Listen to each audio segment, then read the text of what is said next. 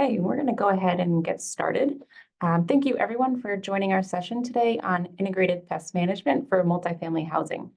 Our speaker today is Sarah Layton, who is the Technical Training Manager with Target Specialty Products. Sarah's session today will discuss effective integrated pest management strategies to address pests commonly found in multifamily housing. Through the session, you'll gain insights into pest identification, resident education, and proactive methods to maintaining a pest-free environment.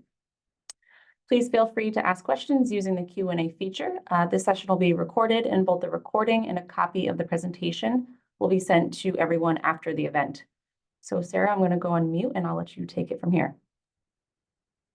So much, Mary. Excuse me.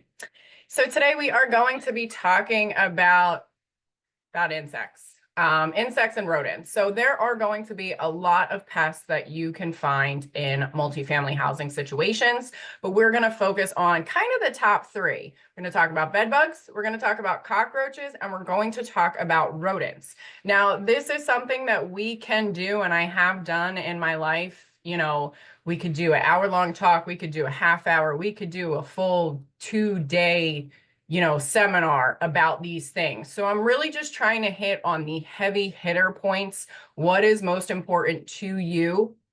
I'm not going to be speaking to you as though you are pest management professionals, which is what my audience usually is. I'll talk a bit about treatment and kind of what you should know, but at the end of the day, this is really to discuss what these pests are and what they mean for your community. We're going to start out by talking about what's called integrated pest management. We're going to talk about those specific pests, and then at the end, we're going to talk a bit about expectation setting with your residents. So first, we should start out by saying, what is a pest? Everybody has their own definition, and at the end of the day, it really is a destructive insect or other animal that attacks crops, food, livestock, etc. So in this instance, a pest is something that we don't want because it is attacking our structural environment. It's attacking our well-being. It is attacking essentially us in the case of bed bugs. But one that I have here, this little clip I have here, there's no sound to this. It's not meant to be, but this was walking in Manhattan and coming across just this cute little mouse, just living its little life, feeding on seeds. This is a house mouse. This is what you're going to find in your apartments and in your units and your buildings.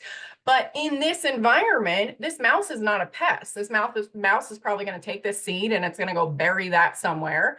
And then whatever plant that seed came from is going to have a chance at life somewhere else to, grow from that seed. And so I just like to always remember that even as somebody that kills bugs for a living or teaches people to kill bugs for a living, we always have to remember that when it comes to these things that we don't want in our lives, it's not always possible to get rid of them entirely because they've really come to thrive with what we have to offer them. And so what is IPM, or Integrated Pest Management? And this long definition is saying that it's an ecosystem-based strategy. It focuses on long-term prevention of pests or their damage through a combination of techniques. And that's the key there. It's combination of techniques. That might be biological control, habitat manipulation, modification of cultural practice, and use of resistant varieties. Now, that definition sounds a little weird when we're talking about a structural environment, and that's because IPM is an agricultural concept. So when I get asked to talk about IPM, a lot of times in the pest control industry, what we're now referring to it as is assessment-based pest control. When it was started as an agricultural concept, it's really saying, this definition is essentially saying, let's use a variety of tools. And it also focuses on what is called an economic threshold. So it's essentially saying if this pest is feeding on this plant, at what point do those pest numbers get high enough that we now want to introduce control measures? In your environment, in the structural environment, the economic threshold is essentially 0. One cockroach is too many cockroaches. So what we're talking about here is a toolbox approach. That means we're coming in, we're inspecting. What do you actually have? What's your actual problem? We're going to monitor. So we might monitor before we even start treating to see where the things are coming from, or to get a clear identification of what it is. If you walk into somebody's unit and they say they have cockroaches and you see no signs of cockroaches, instead of just going out and treating, we might say, hey, we're going to put some monitors down and we're going to truly identify your issue, because they might say they have cockroaches and they actually have bed bugs. Those treatments are very different. And if you're treating for bed bugs and not cockroaches, or vice versa, you're not going to get the control you're looking for. It also brings in the use of non-chemical tools. So what can we use to actually kill these things, as opposed to just coming in and spraying and praying or baiting for rodents? But it does include the use of chemicals. When we say IPM, or when we say assessment-based pest management, it doesn't mean we're not going to come in and use chemicals. It means that we're going to use a variety of approaches. Chemicals are still going to be part of that process, or they should be, but they're not going to be the first and only step. It's 2024. Gone are the days of, oh, you say you have cockroaches, I'm just going to come in with my sprayer and I'm going to spray your apartment. That is not proper pest control. However, it is important, if you want a pest control company, or if you are trying to, implement IPM or assessment-based pest management, it's going to cost more money. This isn't cheap pest control, because we're coming in and we're inspecting, we're monitoring, we're using non-chemical tools.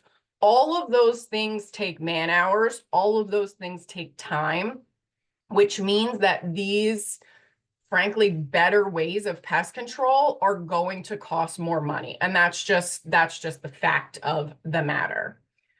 When it comes to inspection and ID, we need to know what to look for, but you also need to know what to look for. If you have a pest control company that you're contracted with, and you tell them, like my example before, oh, we have bed bugs in a unit, and they come in and you don't know what a bed bug looks like, and maybe they just have German cockroaches, they're going to come in with a very different idea of what they are supposed to be doing there. So this maybe will help you have a general idea of what things look like, but also the safest places to go and who to talk to identify something.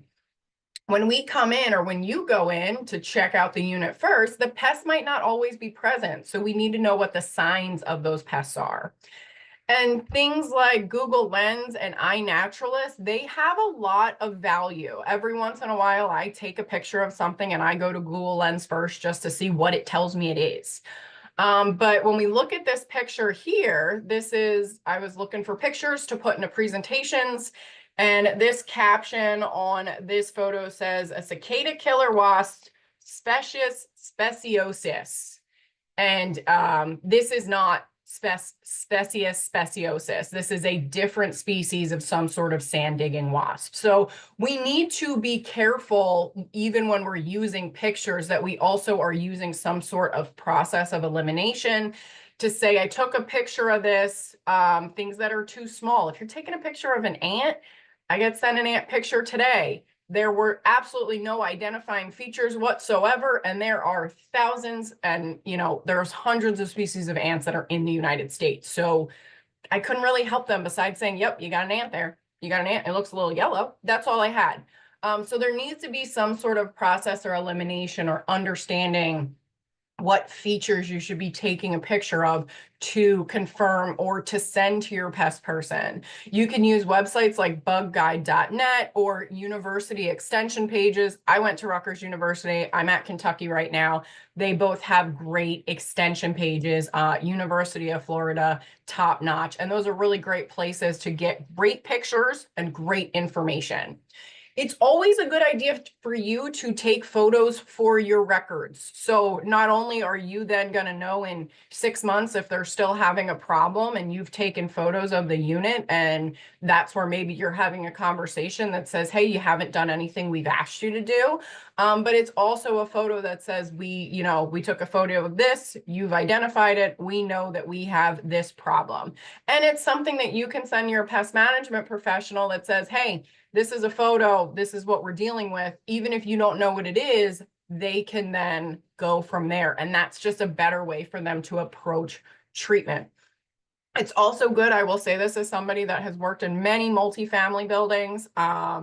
You know, I've done a lot of work in Manhattan and Philadelphia. That's pretty much a lot of what those are working with. When it comes to your pest management professional coming in, just saying like, hey, we saw cockroaches is not helpful. Noting the location in the unit or the location in the building. If you're seeing German cockroaches and you're out by a dumpster, that's a lot different than saying, you know, we have cockroaches or we saw an American cockroach by the dumpster. That doesn't necessarily even mean that you have cockroaches in your home and we're going to, or in your building, and that's what we're going to talk about. But first, we're going to talk about bed bugs. And just a little PSA trigger warning. I have a lot of real nasty pictures that I put in here. That was requested of me. So that's on your team. That's not of me. Like I said, I've been in a lot of units. I've been in a lot of infestations, and the pictures are what really hit home.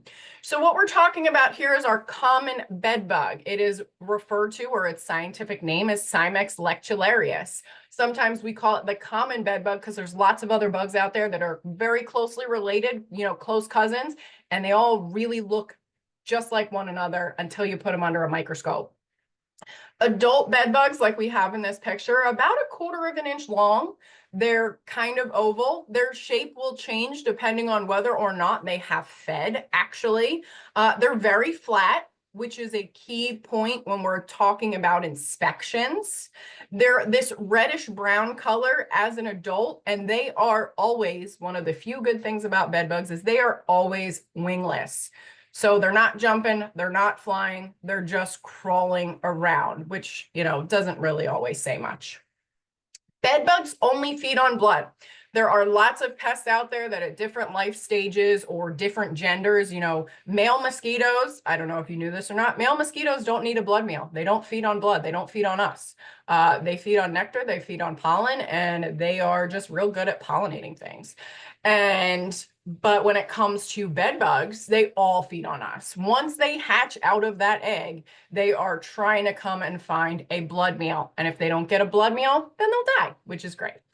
Bed bugs are attracted to 3 things. They're attracted to carbon dioxide. So the air that we breathe, when they walk into a room, they can sense that carbon dioxide, and that tells them, hey, there's something in here that I can feed on.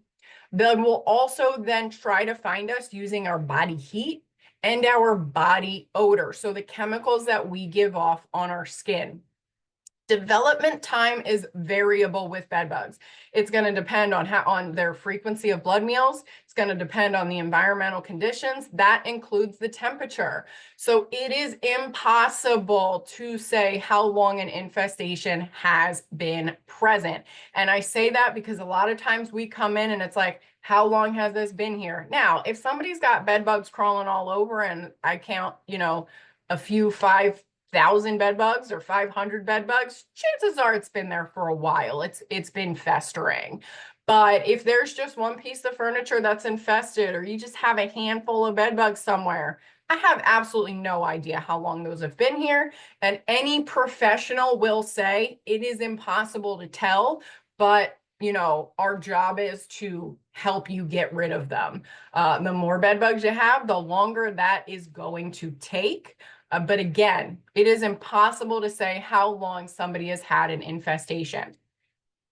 Real quick, we have our bed bug life cycle. Now, I am showing this to you to show you that at all stages, even those eggs, bed bugs, we can see them. We can see them with our naked eye. We don't need a microscope. We don't need a hand lens.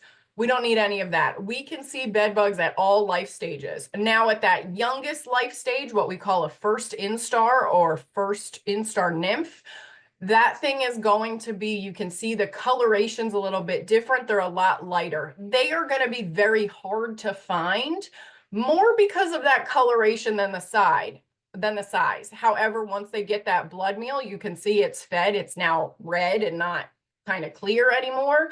Then they become much, much easier to see, unfortunately. And as you can see here, as I mentioned, once they take that blood meal, they might actually change their shape significantly, especially if we look over to the left where the adults are. They kind of elongate a lot more when they take a blood meal. But the point here is to say that they can be seen at all stages of life. No, gone are the days of the myths that bed bugs can't be seen and they're microscopic. They are not. We just need to be looking and actually, inspecting to see where they are. When it comes to their movement, as I mentioned, they're wingless, so they can't fly. They also don't have jumping legs like a cricket, so they don't jump. They do walk pretty well though, but they wait until you are still at night to feed. So when you go into someone's unit and maybe you're not seeing a whole lot of evidence of bed bugs. A lot of times that is because they are waiting for the nighttime to come out and feed. So during the day when we're going and doing an inspection, they are hiding. And if you don't have a lot of bed bugs and you don't have a lot of evidence, then it's going to be really hard to really find them during the day because they're hiding in cracks and crevices because of that flat body size. They are often transported by belongings, and I'll talk about that more in a moment. But in multifamily housing situations, they will just on their own, on their 6 little legs, they will move from one unit to another. And they will do that even if they have a blood meal. You could have a perfectly acceptable family that they feed on every single night in apartment B. And for whatever reason, 1 or 2 of them decide they want to go, try the samplings in apartment C. And so they have been known to move up and down across the hall. So they just walk right under that front door and they will move side to side. So if you have one unit that has bed bugs and you aren't doing some sort of clover leaf inspection of the units surrounding it, then chances are you are not getting on top of those bed bug infestations before they get out of control. When it comes to their health impacts, we're pretty lucky because bed bugs do not transmit diseases. Again, very few things that are good about bed bugs, but they don't fly and they don't transmit diseases. So what they do, not transmit, but what they do give us is anxiety and insomnia. Imagine something is just sleeping on you when you go, or sleeping on you, feeding on you when you go to bed at night.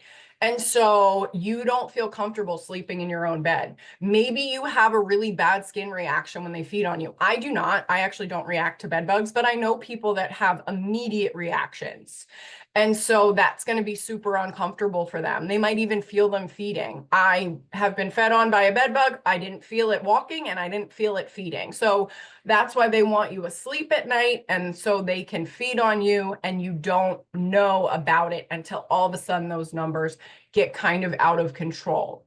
They also could be creating allergies and, or agitating allergies and causing asthma in people that are exposed to them for long periods of time. So especially young children, being exposed to bed bugs for long periods of time in childhood could form asthma that they now have for the rest of their life. And that's actually going to go for all 3 of these pests that we talk about. There's been a lot of studies done in multifamily, especially affordable housing situations, relating the allergens that these pests give off and how that creates lifelong effects. Even when people move out, they now have these lifelong effects. So signs and symptoms of bed bugs. What are we actually looking for when we do an inspection? Well, first thing everybody likes to point to is the bites. One, as I have already mentioned, I don't react to bed bug bites. So that's not going to be a really good way for me to figure out that I have bed bugs. Even people that react to bed bug bites, they might not look special. It's very difficult, if not near impossible, I should say, as a professional, to tell you exactly what bit you unless you have the thing dangling off of you like a tick might. Those bites are going to change from person to person. Now, if somebody has bites, that's when we want to go in and do an inspection. So we're going to be looking for a variety of things here. We can look for those adult bed bugs. That's what we have here. We have those adult stage bed bugs. They're going to be the easiest thing to see just because they are the biggest. But we also are going to look for those kind of younger, those teenage and those children bed bugs. We're going to look for their eggs. We might see their eggs before we even actually see a bed bug. We're also going to look for this thing right here. This is called a cast skin. This is their shed skin that they leave behind when they go from one stage to the other. And the last thing, one of the most common signs of bed bugs, and one of the first things that we're going to see, the first stages of an infestation, is this, you know, as you can see in these photos, all this black kind of schmutz that's all over the place.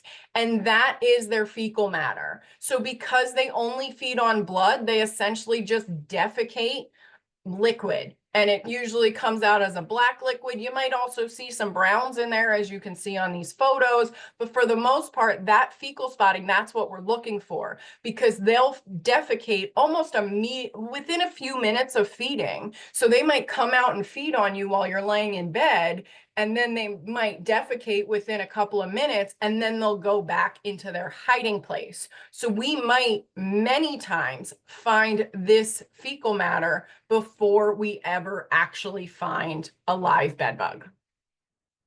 Bed bugs are pretty predictable when it comes to where we look for them. They're going to be associated with anywhere we spend a lot of time. Remember, we are their only food source. So yes, we want to look in beds. The name, you know, bed bug beds, there's a reason they're called that. But we also need to make sure we're looking in things like couches, recliners, and wheelchairs. Bed bugs are going to very likely be infesting where that person is spending a lot of time, or those people are spending a lot of time. So if somebody sleeps in their recliner, or they spend 90% of their time in their wheelchair, chances are that's where those bed bugs are going to be. So if you're just coming in and you're looking in the bed because you hear the term bed bug, you could very well be missing a very high level infestation because you're not looking in the right place. So looking at those beds, the couches, the recliners, the wheelchairs are all equally important. The thing with the wheelchair and even walkers, I've seen this, will come in as a pest management professional, and, you know, maybe the property management lets us in. So we haven't even been able to talk to the resident, and that resident is gone. And then we're having difficulties. We go for a few treatments, and then we have difficulties getting rid of the infestation.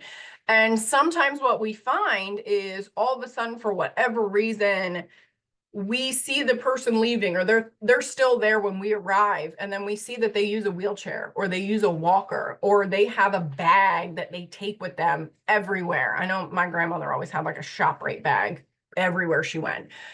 And so what is happening is they are taking bed bugs with them. We're doing a treatment, and then when they come back, they're just dropping off a whole set of new bed bugs that were living on their wheelchair, or their walker, or whatever they take with them when we come. So it's always important.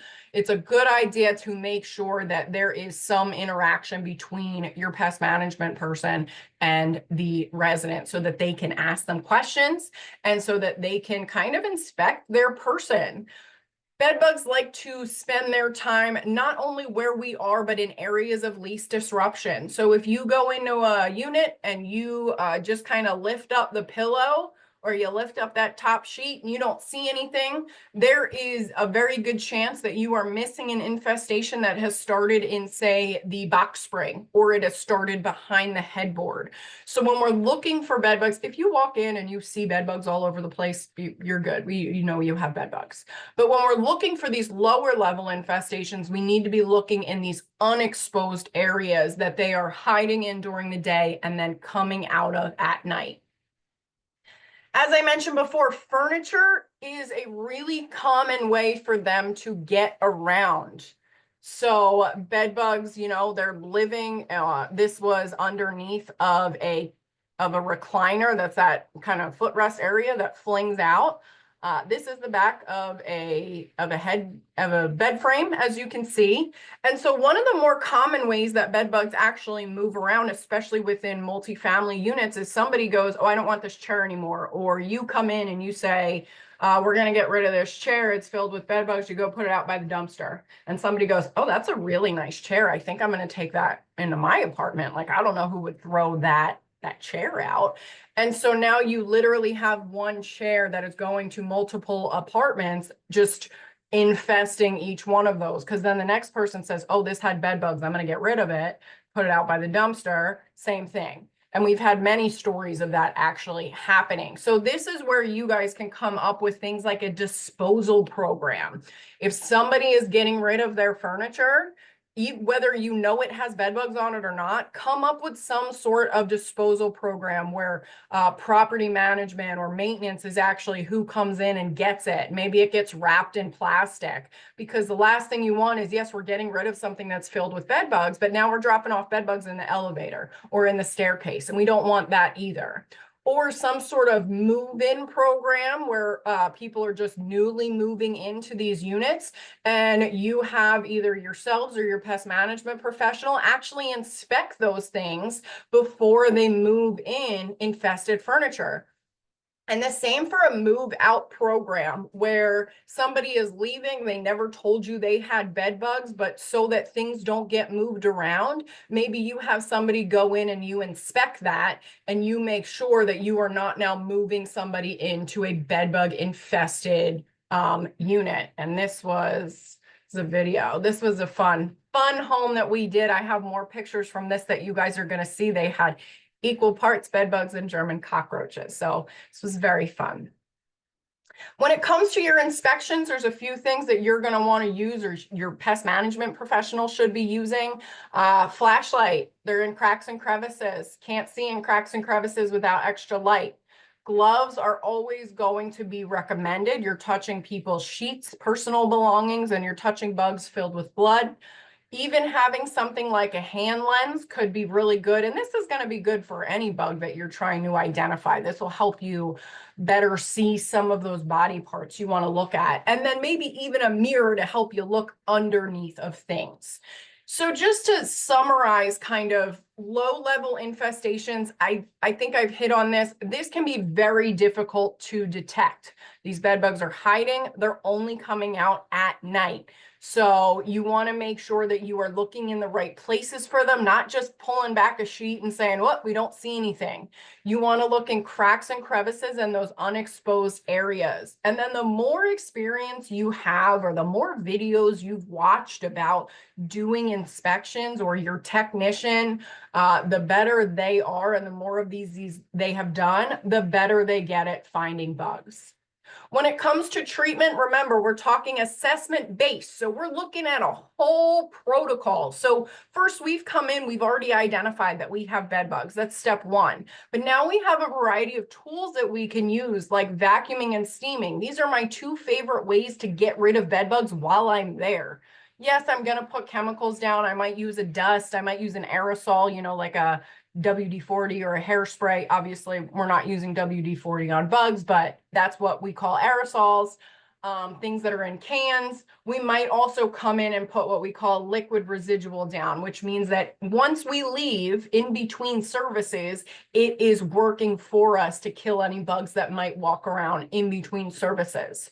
You can also do whole unit heat treatments.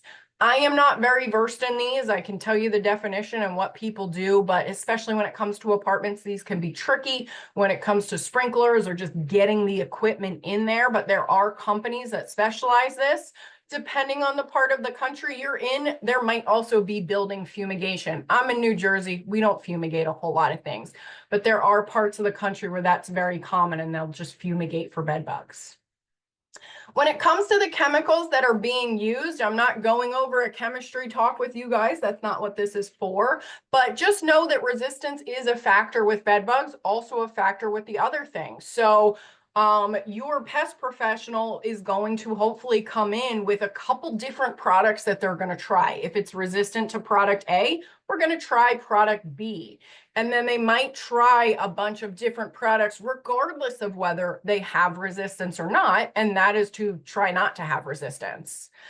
And they're going to do targeted treatments, you know, coming in and saying, hey, can you just spray everything down? That's not going to help for bed bugs. That's a waste of product. And that's not what we want. We want to make sure these treatments are where the bed bugs are. And a lot of times they're going to come in and do what we call a crack and crevice treatment. So this might be where they're using a dust or they're using an aerosol. If those bed bugs are in crack and crevices, that's where we want to be treating.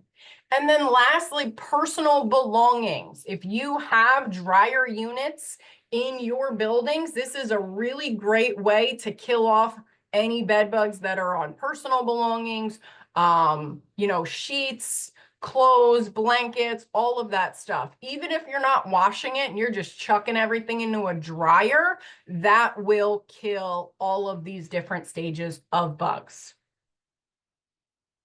I see a lot of comments coming in. Are there any questions about bed bugs before we start on cockroaches?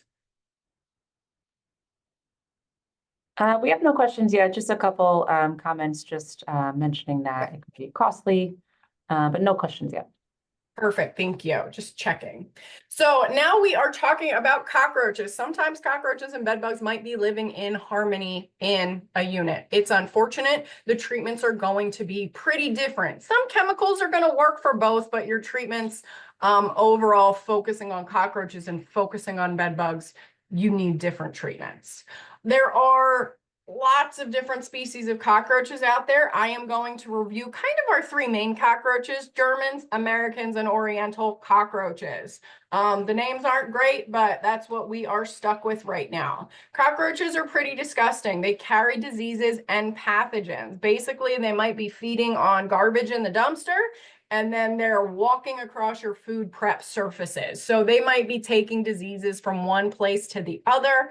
And when it comes to treatment, there are very few ways out there besides fumigation that you are going to get rid of all of your cockroaches in one go, especially when you have an infestation like this.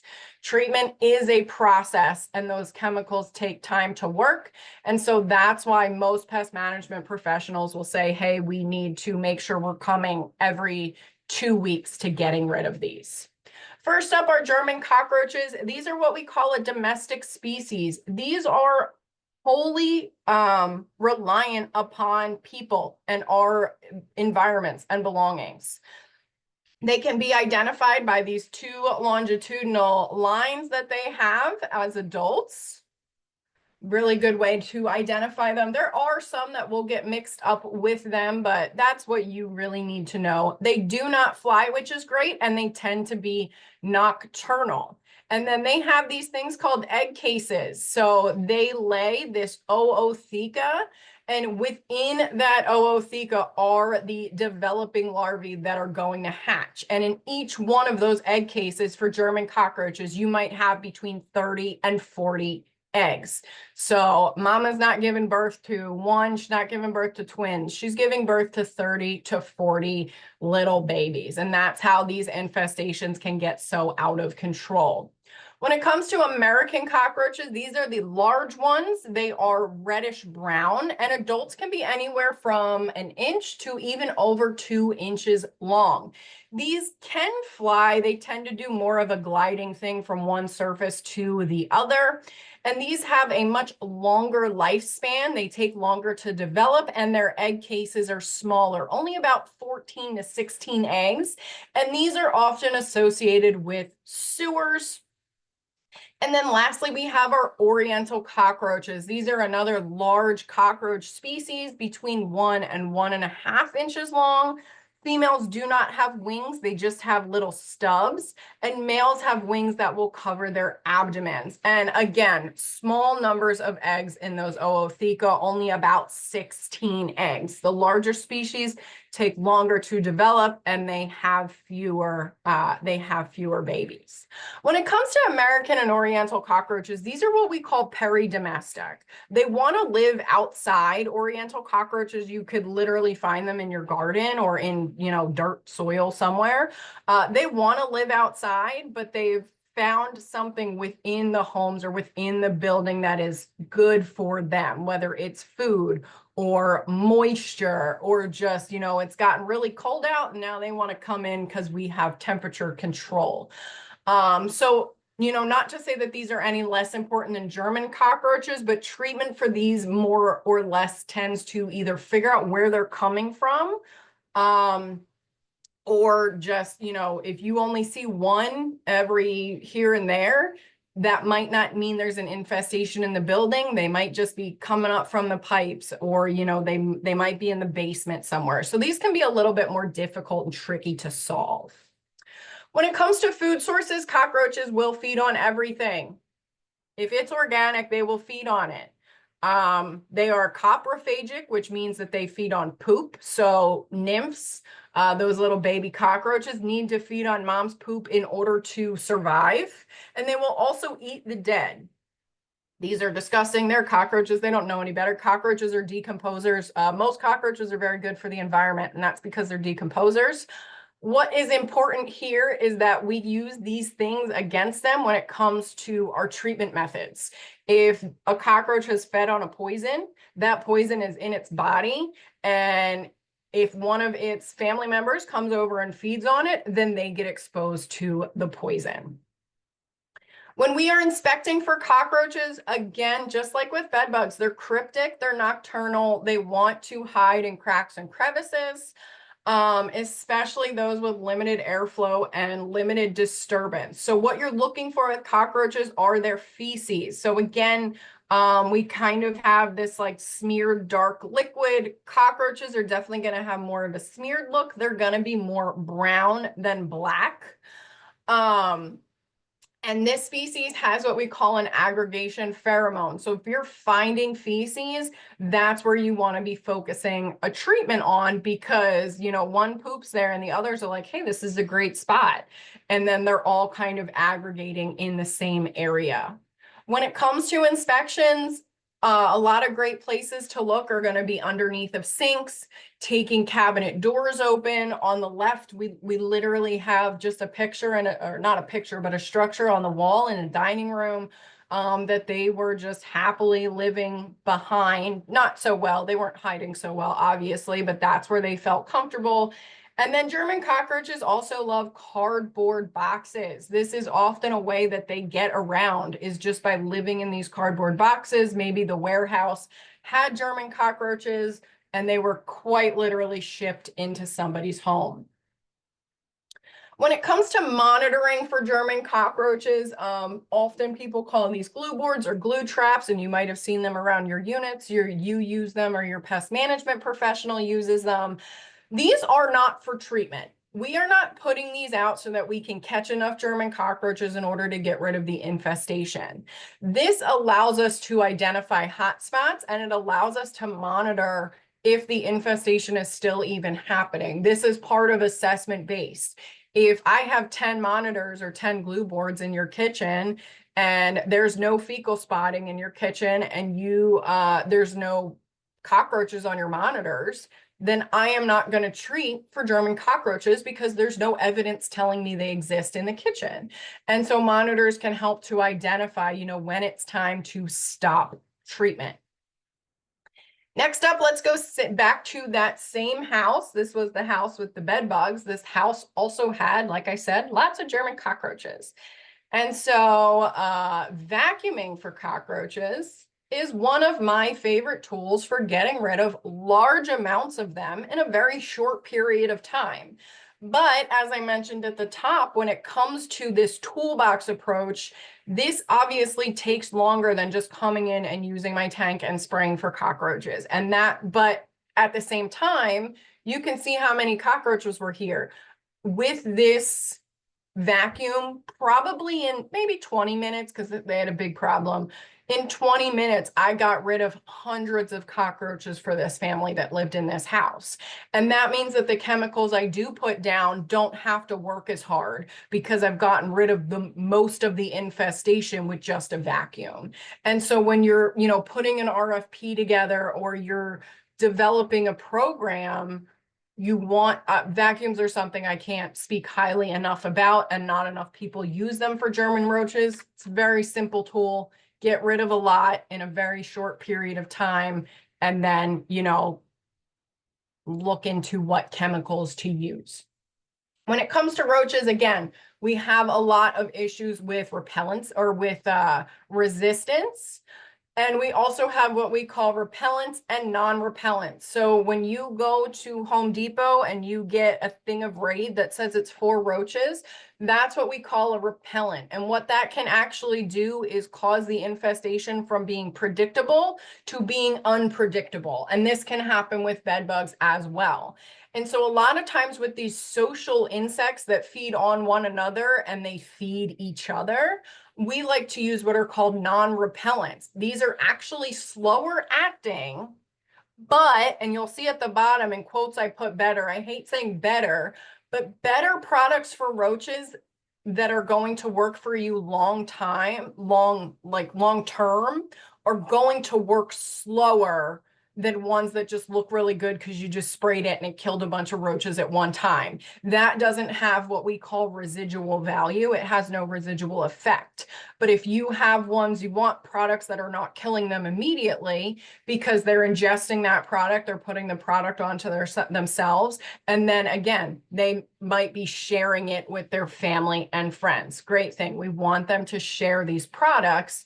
And this allows them to, again, we have that long-term effect as opposed to something that just looks really good because we're there and we killed a bunch, but now we've kind of made it so they don't want to be in that area anymore.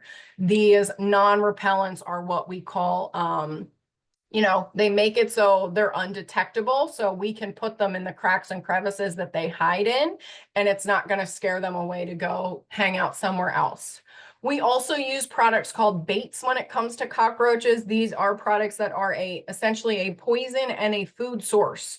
So if any of you, I don't have one with me right here because I don't keep cockroach baits at my desk, but if you've ever seen, you can even see them in Home Depot. Usually the cockroach baits are like a brown, they kind of look like peanut butter. They're in a giant syringe.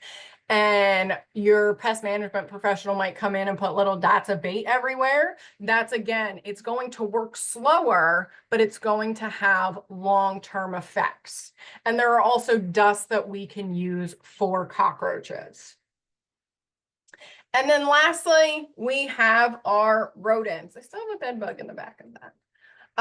So when we're talking about rodents, what are the issues with rodents? Again, we have something that is gross. It is spreading disease. They might even have fleas and lice. They also might be pooping all over the place.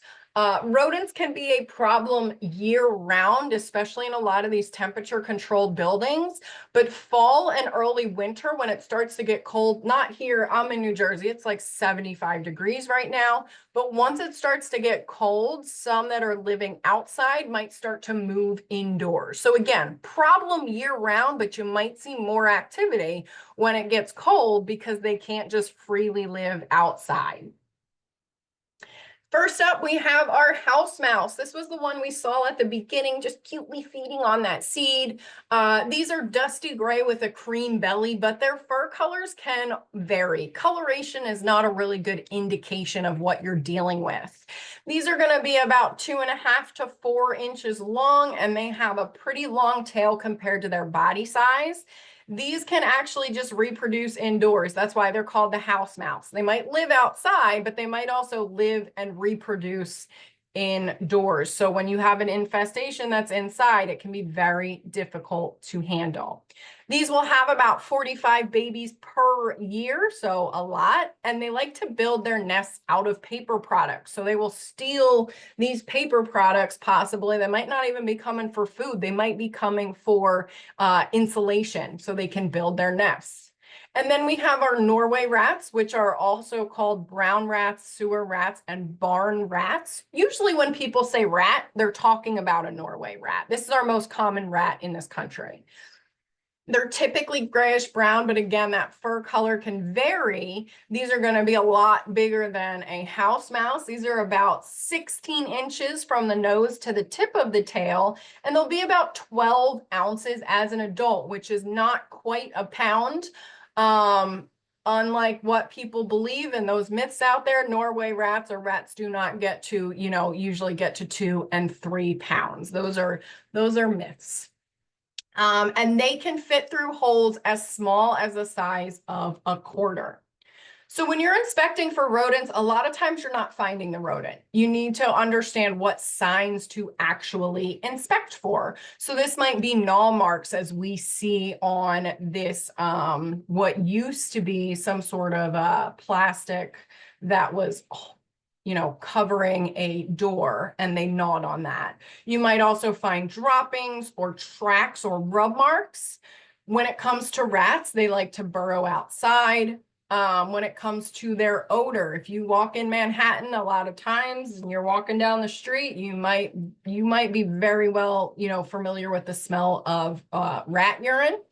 They will damage goods, so you see those gnaw marks. And then sometimes you will hear just their sounds. I hear something scratching behind the wall.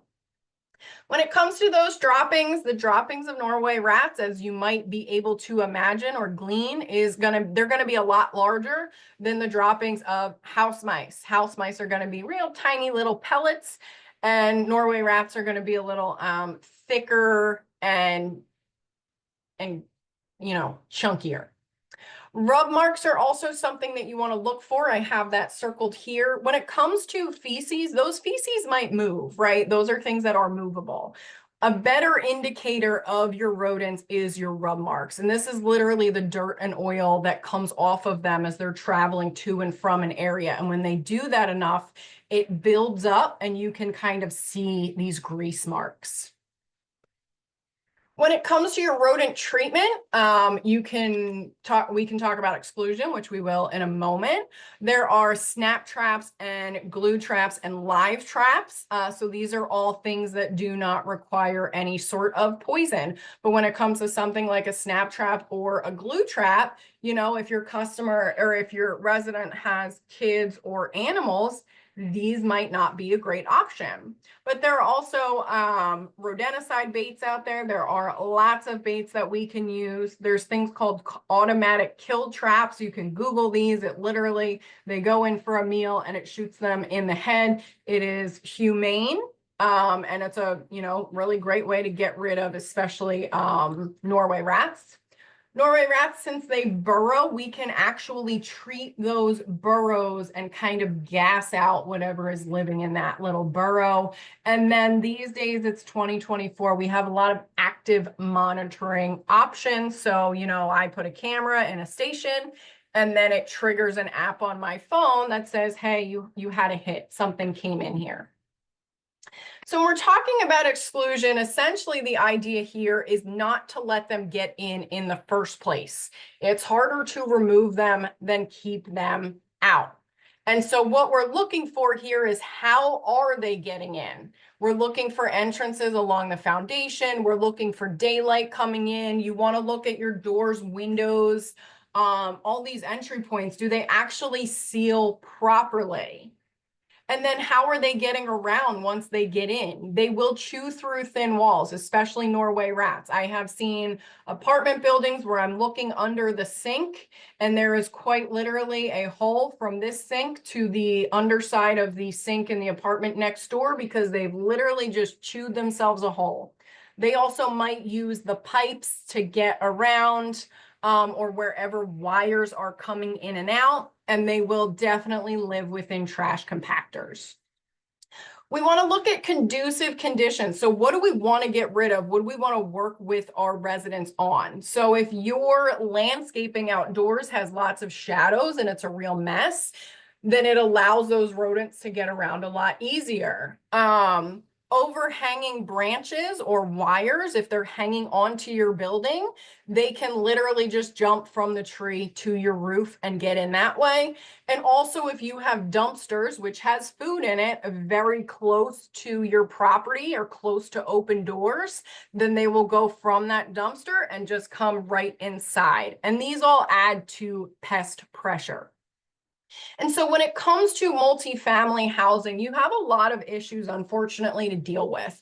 One of those being there's many people on staff. So, if people aren't talking to each other, there's a lot of people to talk to. They're leaving doors open, poor communication. One person's on the day shift, one person's on the night shift. maybe you don't have one person in charge, or you have no proper way of reporting, or your customer, your resident has no proper way of reporting. And then you're stuck with an RFP. So how do you put together a proper RFP to get the proper pest control? And so when it comes to expectation setting for your residents, unfortunately, the first one, I say this a little more gently, but it didn't take one day to get here. It's going to take more than one treatment to solve. And that's not just for your residents, that's also for you. I know you want your company to come in and spray some magic liquid and get rid of everything, but there is no magic treatment. Multifamily housing is a group effort. It's not just what are the residents doing, what are you also doing to keep things out and keep things from moving around from unit to unit. Giving information sheets out to residents. So ask your pest control company. Many of them put information sheets together, or a state pest association, or again, going to universities and those sites like you see here to give more information that you could give to your residents that say, hey, this is how you can help us out. This is the pest you're dealing with. And then one of the other things I've seen is that complacency happens. Residents sometimes don't share pest problems because they feel like they're not going to be solved. They feel like they're not being heard when they complain about it. So again, it is a group effort. And if you want your residents to cooperate, you also have to give them the respect and cooperation back from a whole building perspective and not just their unit. Hey, Sarah, I'm And just gonna jump in. We are unfortunately at the time. We are done. We're all good. Excellent. Yeah. Thank you so much for that. We did have some questions come through. Since we're at the time, we won't be able to get to them during the session, but we will follow up with everyone in the follow-up email, and we'll get you guys some answers to that. So thank you so much, Sarah. Again, this was really great for a topic that unfortunately most of us are impacted by at some point. So thank you everyone for attending, and we'll see everyone in a couple minutes at our next session. Thank you. Thank you.